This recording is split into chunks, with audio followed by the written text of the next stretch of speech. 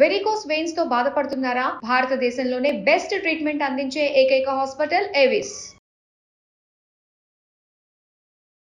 నమస్తే, మీరు చూస్తుంది సుమన్ టీవీ. నేను మీ కీర్తి. శివరాత్రి రోజు అభిషేకం చేయాలి, అభిషేక ప్రియుడు శివుడు అని మనందరికీ తెలుసు. కానీ అభిషేకానికి అనువైన సమయం కూడా ఒకటి ఉండాలంటారు. అది ఏ సమయంలో చేస్తే ఎలాంటి ఫలితం వస్తుంది మనకి తెలియజేయడానికి మనతో పాటు ప్రముఖ ఆస్ట్రాలజర్ బ్రహ్మశ్రీ నందిపట్ల శ్రీహరి శర్మ గురువు గారు ఉన్నారు. నమస్తే గురుగారు. వాగర్థావివ సంపృక్తౌ వాగర్థ ప్రతిపత్తయే జగతః పితరౌ వందే పార్వతీ పరమేశ్వరౌ. ఆదిత్యాయ చ సోమాయ మంగళాయ బుధాయ చ గురు శుక్ర శనిభ్యశ్చరాహవే కేతవే నమః. శృంగేరి జగద్గురు పీఠాధిపతులకి, కంచి పీఠాధిపతులకి నమస్కారములు తెలియజేసుకుంటూ కార్యక్రమాన్ని ప్రారంభిద్దాం. గురుగారు, శివుడు అభిషేక ప్రియుడు అని మనందరికీ తెలుసు. కానీ ముఖ్యంగా శివరాత్రి రోజు పర్టికులర్ టైంలో అభిషేకం చేస్తే అనంతమైన పుణ్యఫలం వస్తుంది అని అంటూ ఉంటారు కదా, అవేంటో తెలియజేస్తారా గురుగారు? మనకు గమనించుకున్నట్లయితేనమ్మా, శాస్త్ర ప్రకారము, మనకు శివపురాణం ప్రకారము శివరాత్రి రోజున ఈశ్వరుణ్ణి అభిషేకం చేసేటువంటి సమయము, ఏ విధంగా అభిషేకం చేయాలి, ఏ ద్రవ్యములతో అభిషేకం చేయాలి, ఏ ఏ నైవేద్యాలు పెట్టాలి అనేటువంటి విషయాల గురించి సవివరంగా మనకు తెలియచేయడం జరిగింది. కాబట్టి వీక్షిస్తున్నటువంటి సుమన్ టీవీ ప్రేక్షకులు గమనించాల్సింది ఏంటంటే, మళ్ళీ సంవత్సరానికి మాత్రమే ఒక్క శివరాత్రి వస్తుంది. ఏ రోజునైనా కానీ ఏదో ఒక సమయంలో అభిషేకం చేసుకుంటారు. కానీ మహాశివరాత్రి పర్వదిన సందర్భంగా అభిషేకం చేసేటువంటి సమయాలు 4 సమయాలు ఉంటాయమ్మ. అంటే 4 యామములు అని అంటారు దాన్ని. దాన్ని మనం అందరికి అర్థమయ్యే విధంగా 4 సమయాలుగా ఉంటాయి. కాబట్టి ఏమా సమయాలు, ద్రవ్యాలు ఏంటి అనేటువంటి విషయాల గురించి క్లుప్తంగా తెలియజేసుకునే ప్రయత్నం ఆయా సమయాలకి ఆయా ద్రవ్యాలను కూడా స్పెసిఫిక్ గా మెన్షన్ చేయాలమ్మా. ఆ విధంగా చేసినటువంటి వ్యక్తికి శివరాత్రి రోజున ఎవరైతే ఈ విధంగా చేస్తారో, శివానుగ్రహం పురాణం ప్రకారము శివరాత్రి రోజున ఈశ్వరుణ్ణి అర్చించినటువంటి పుణ్య ఫలితం సశాస్త్రీయమైనటువంటి విధానంగా మనకు కలుగుతుందని చెప్పడంలో ఏమాత్రం సందేహం లేదు. ఇటువంటి విషయాన్ని మీ హితులకి, సన్నిహితులకి, మీ బంధువులకి, మీ కుటుంబ సభ్యులు అందరికీ చేరవేయండి. అందరూ ఈ శివాజ్ఞ లేనిదే చీమైన కుట్టదు.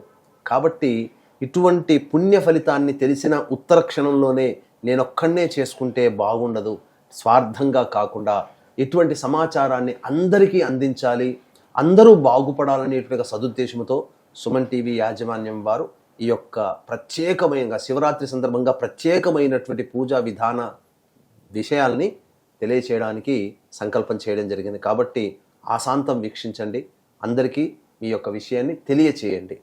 ఇక మనం వివరాల్లోకి వెళ్ళినట్లయితే, శివరాత్రి రోజున నియమాల్ని పాటించాలమ్మా. ముందు రోజు ప్రదోషకాలం అనగా 26వ తారీఖు శివరాత్రి కాబట్టి 25వ తారీఖు రోజు నుంచి ప్రారంభమవుతుంది. సూర్యాస్తమయం తదనంతరం ఈ యొక్క వ్రత విధానంలో నియమంలో ఉన్నట్టు భాగం లెక్క. కాబట్టి ఆ ముందు రోజు ఎటువంటి భోజన పదార్థం తీసుకోకూడదు. బ్రహ్మచర్య వ్రతాన్ని ఆచరించాలి. మద్యపానము, ధూమపానము, మాంసాహార భోజనము ఆ యొక్క సూర్యాస్తమయ తదనంతరం చేయకూడదు. పళ్ళ రసాలు తీసుకోవచ్చు, టిఫిన్ చేయవచ్చు. ఇక శివరాత్రి రోజున 3 గంటలకే నిద్ర మేలుకొని కాలకృత్యాదులన్నీ తీర్చుకొని చక్కగా ఆ యొక్క బ్రహ్మ ముహూర్త కాలంలో శివ చిత్రపటానికి చక్కగా పూలమాల వేసి ఆవునేతితో దీపారాధన చేసి శివ అష్టోత్తరం ఒక 3 సార్లు పఠించాలి. తర్వాత ఉదయిస్తున్నటువంటి సూర్యునికి నమస్కారం చేసి సూర్యాష్టకం 6 సార్లు చదివి సూర్యునికి అర్ఘ్యం ఒక 11 సార్లు సూర్యునికి అర్ఘ్యం ఇచ్చేసేసి చక్కగా ఆ రోజంతా కూడాను ఆ శివనామస్మరణ చేసుకోవాలి. చాలామంది చేసేటువంటిది తప్పు ఏంటంటే, రాత్రి జాగారం ఉండాలనే ఉద్దేశంతో మధ్యాహ్నం నిద్రపోతుంటారు.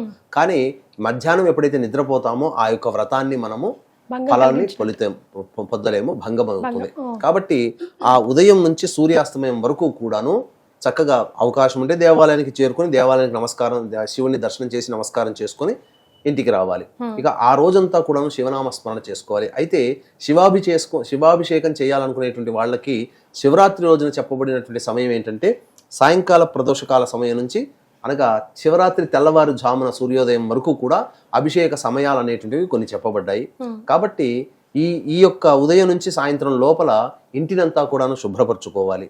చక్కగా ఏ విధంగా చక్కగా దుమ్ము లేకుండా అంతాగానో తుడిచిపెట్టుకొని బూజు అవన్నీ పూర్తిగా తీసేసుకొని చక్కగా పూజా మందిరాన్ని చక్కగా క్లీన్ చేసుకొని పూజ సంబంధించినటువంటి ద్రవ్యములన్నీ కూడాను ఆ రోజంతా కూడా క్లీన్ చేసుకొని ఇక ఆ యొక్క ఒక బకెట్ నీటిల్లో మంచి నీటిలో గళ్ళ ఉప్పు, పసుపు, అలాగే గంగాజలము ఇవన్నీ వేసి గోమూత్రం గోవర్కము అవన్నీ వేసి కలియబెట్టేసి మంచి బట్టతో ఇల్లంతా పూజా మందిరంతో సహా చక్కగా శుభ్రపరచుకుంటే ఇంట్లో ఉన్నటువంటి నకారాత్మకమైన శక్తి వెళ్ళిపోతుంది ఫస్ట్. తర్వాత దేవతా శక్తి అనేది శివరాత్రి రోజున ఈ భూమి మీద ప్రసరిస్తుంది. అంతకంటే మించి కుంభమేళా కూడా జరపబడుతుంది కదమ్మా. ఈ కుంభమేళా శివరాత్రి రోజునే ఆఖరిగా చెప్పబడి ఉంది.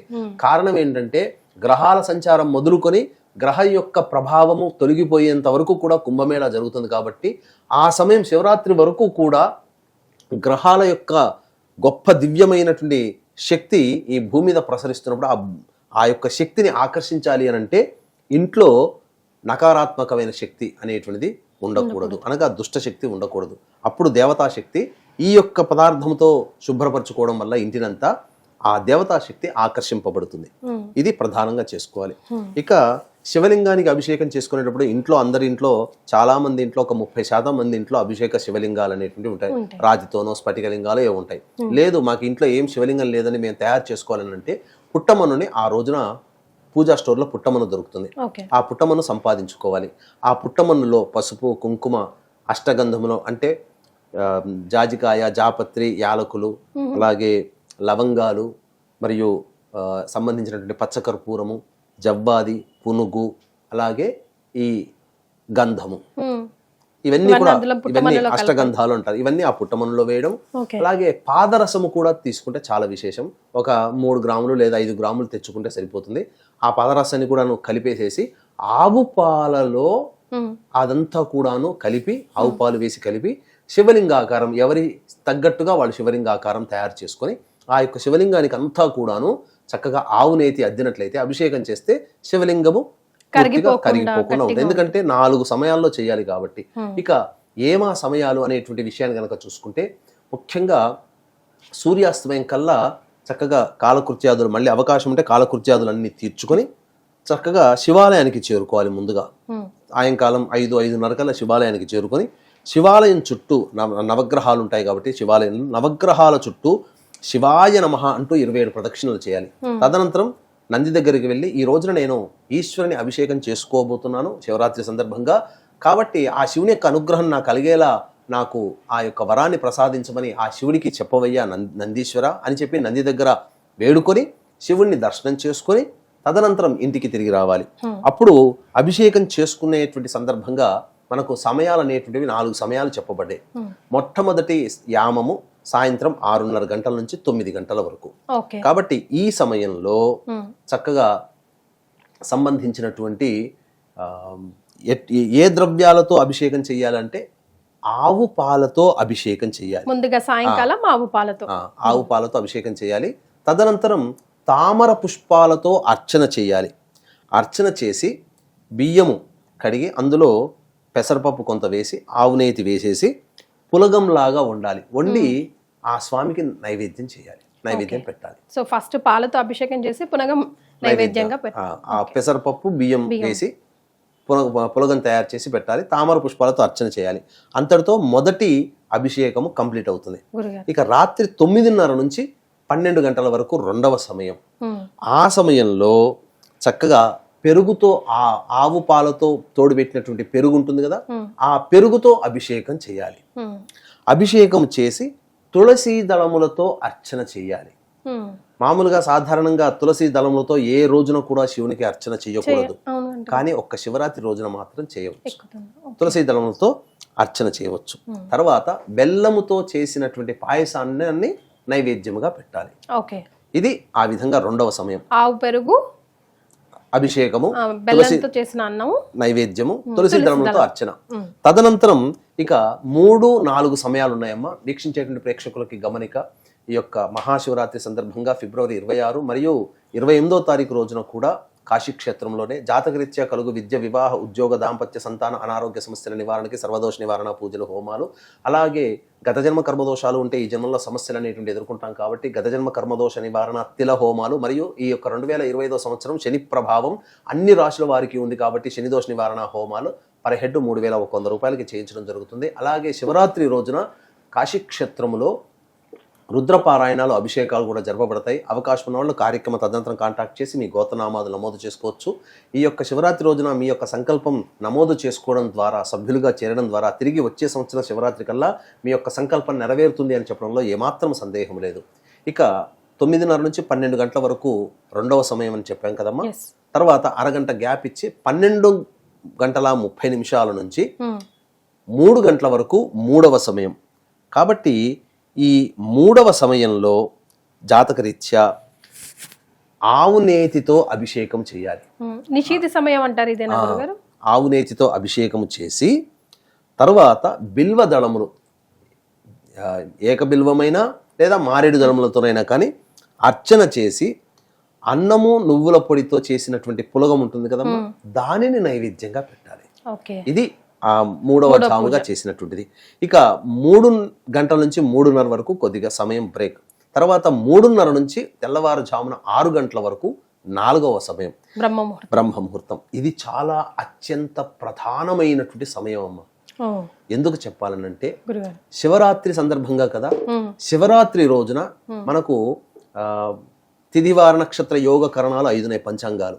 అందులో శివయోగము 2:57 నుంచి 27వ తారీఖు రాత్రి 11:30 వరకు ఉంటుంది. కాబట్టి శివరాత్రి సందర్భముగా శివరాత్రి రోజున శివయోగము కూడా కలిసినటువంటిది సందర్భము ఇది ఒక్కటే సమయం. కాబట్టి 26వ తారీఖు తెల్లవారితే 27వ తారీఖు రోజున 3:30 నుంచి 6 గంటల వరకు అనేటువంటిది అభిషేకం చేయాలి. అప్పుడు ఏ ద్రవ్యంతో అభిషేకం చేయాలి? తేనెతో అభిషేకం చేయాలి. తేనెతో అభిషేకం చేసి నల్ల కలువ పూలు దొరుకుతాయి. అంటే నల్ల కలువ అంటే నీలి పుష్పములు, నీలి కలువ పూలు. ఆ కలువ పుష్పాలతో అర్చన చేసి కేవలం అన్నం మాత్రమే వండి అన్నాన్ని నైవేద్యంగా పెట్టాలి. ఇది చెయ్యాలి. చాలా మందికి నల్ల కలువ పూలు ఇప్పుడు దొరుకుతాయో దొరకవు. కాబట్టి ఆ సందర్భంలో నీలి రంగు చామంతి పుష్పాలు లేదు శంఖు పుష్పాలు దొరుకుతాయి, అవైనా కానీ అర్చన చేయవచ్చు. ఇక చాలా మందికి ఉండేటువంటి ఇంకొక సందేహం ఏంటంటేనమ్మా, ఇప్పుడు తామర పుష్పాలు కావాలంటే ఒక్కొక్కటి 10-20 రూపాయలు పెడతారు. 100-108 అర్చన చేయాలంటే 2-3 వేల రూపాయలు పుష్పాలకే పోతాయి కదా.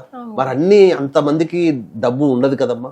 కాబట్టి ఆ సందర్భంలో మనకు ఏ యొక్క దేవతకి కూడా లేనటువంటి విలక్షణమైనటువంటి అర్చన విధానము ఈ యొక్క పరమేశ్వరునికి ఉందమ్మా. ఏంటనంటే అంటే పరమేశ్వరుని పూజ చేసేటువంటి వాడు అతి సామాన్య మానవుడు కూడా చేసుకోవచ్చు, పెద్ద ఖర్చు లేకుండా. కాబట్టి 4-5 తామర పుష్పాలతో అర్చన చేయొచ్చు, 4-5 నల్ల కలువ పుష్పాలతో అర్చన చేయొచ్చు. మారేడు దళం కూడా ఆ సమయంలో శివరాత్రి రోజున ఇంత మారేడు దళాలు 10 మారేడు దళాలే 10 రూపాయలు 20 రూపాయలకు అమ్ముతారు. కాబట్టి కొన్ని మారేడు దళాలతో అర్చన చేసిన మిగతాదంతా కూడాను ఈ బియ్యం ఉంటుంది కదమ్మా, ఆ బియ్యాన్ని నీటిలో తడపాలి, నీటిలో ముంచకూడదు. నీటిలో తడిపినటువంటి బియ్యంతో అర్చన చేసిన పరమేశ్వరుడు పరమ సంతుష్టి పడతాడు. పసుపు కుంకుమ కూడా ఏం కలపక అవసరం లేదమ్మా. పరమేశ్వరునికి పూజ చేసే అర్చన చేసే విధానంలో అక్షతలు అనేటువంటివి తడిపినటువంటి బియ్యంతోనే అర్చన చేయాలి తప్ప పసుపుతో లేదా కుంకుమతో తడిపినటువంటి అర్చన చెయ్యకూడదు. ఇది శాస్త్రం. కొంచెం నల్ల నువ్వులు కూడా యాడ్ చేసుకోవచ్చు అంటారు కదా గురువు. అర్చన చేయడానికి కాదు, నైవేద్యం పెట్టడానికి పనికొస్తుంది.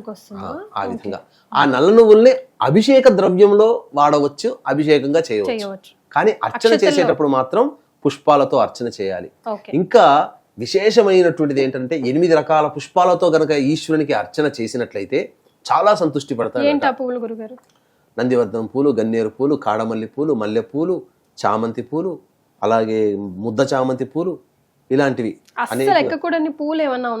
అంటే మన శివుడికి తులసి దళములతో చేయకూడదమ్మా, కానీ శివరాత్రి రోజున మాత్రం చేయవచ్చు. ఇది వీటితోని అర్చన విధానం ఈ విధంగా చేసినటువంటి మానవుడికి, ఎందుకంటే శివరాత్రి రోజునే ఈశ్వరునికి చెప్పబడినటువంటి అభిషేకములు, ద్రవ్యములు, నైవేద్యములు ఇవి మాత్రమే మనకు చెప్పబడినట్టుంది. అంతేకాకుండా ఈ యొక్క శివరాత్రి రోజున లింగోద్భవ సమయం అనేటువంటిది ఉంటుంది. కాబట్టి ఆ సమయం 2-3 నిమిషాలు మాత్రమే ఉంటుంది కొన్ని సందర్భాల్లో. కాబట్టి మనకు ఏ సమయం అనేటువంటిది మనకు ఇబ్బంది లేకుండా 12 మధ్యరాత్రి ఒక 48 మినిట్స్ ఉంటుంది, 12:15 నుంచి 12:45 వరకు ఈశ్వరునికి అర్చన చేసినట్లయితే, ఏది మారేడు దళాలతో అర్చన చేస్తే లేదా మారేడు దళం పెట్టినటువంటి శివలింగాన్ని చూసిన అనంతమైనటువంటి పుణ్య ఫలితం దక్కుతుంది. అంటే శివుడు లింగ రూపంలో ఉద్భవించిన సమయం కొద్ది సమయం, ఆ సమయంలోనే మనం చేయాలి. ఆ సమయం ఎప్పుడు ఉంటుందో మనకు తెలియదు కాబట్టి మధ్యరాత్రి 12:15 నుంచి 12:45 మధ్య కాలంలో శివలింగం దగ్గర ఉంటే చాలు. చాలామంది ఎక్కడెక్కడో దూరంగా ఉంటుంటారు, కనీసము ఇప్పుడు ఫోటోలు వీడియోలు అన్నీ ఉన్నాయి కదా, ఆ ఈశ్వరునికి అభిషేకం, శివలింగానికి అభిషేకం చేసి అర్చన చేసే వీడియోనైనా పెట్టుకొని చూస్తూ ఉండండి చాలు. ఎస్, అది కానీ నిజంగా చాలా సింపుల్ కూడా గురుగారు. ఇప్పుడు మీరు చెప్పిన 4 కూడా ఎక్కడికో వెళ్ళి ఏదో తెచ్చుకోవాల్సిన పని కూడా లేదు, అండ్ ఇంట్లోనే కూడా చేసుకోమన్నారు. ఒక్కసారి ఆలయాన్ని చేరుకొని తిరిగి ఇంటికి వచ్చిన తర్వాత ఆ 4 సమయాల్లో అలర్ట్ గా ఉండి చేసుకోవచ్చు.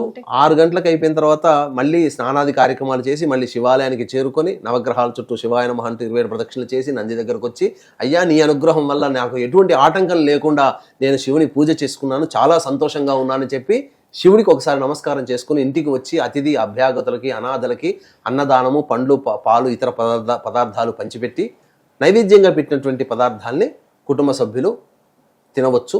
లేదా ఏదైనా వండుకున్నటువంటి శాకాహార భోజనం ఆ పరమేశ్వరునికి సమర్పించి అందరూ కూడా భోజించవచ్చు. గురుగారు మనం మళ్ళీ స్నానం చేయాలి. అభిషేకం చేసిన తర్వాత కూడా 6 లాస్ట్ మరి తెల్లవారైపోతుంది కదా, మరి 6 గంటలకు చేసేస్తాం. 3:30 నుంచి 6 గంటలకు అయిపోతుంది. మళ్ళీ అప్పుడు స్నానం ఆచరించి మళ్ళీ శివునికి పూజ చేసుకోవాలి. ఓకే, తెల్లవారింది, డే అయిపోయింది కాబట్టి మళ్ళీ ఫ్రెష్ గా సూర్యోదయం అయింది కాబట్టి. చాలా సంతోషం గురుగారు, అద్భుతమైన విషయాలను తెలియజేశారు. ధన్యవాదాలు. సర్వం శ్రీ ఉమామహేశ్వర పరబ్రహ్మార్పణమస్తు.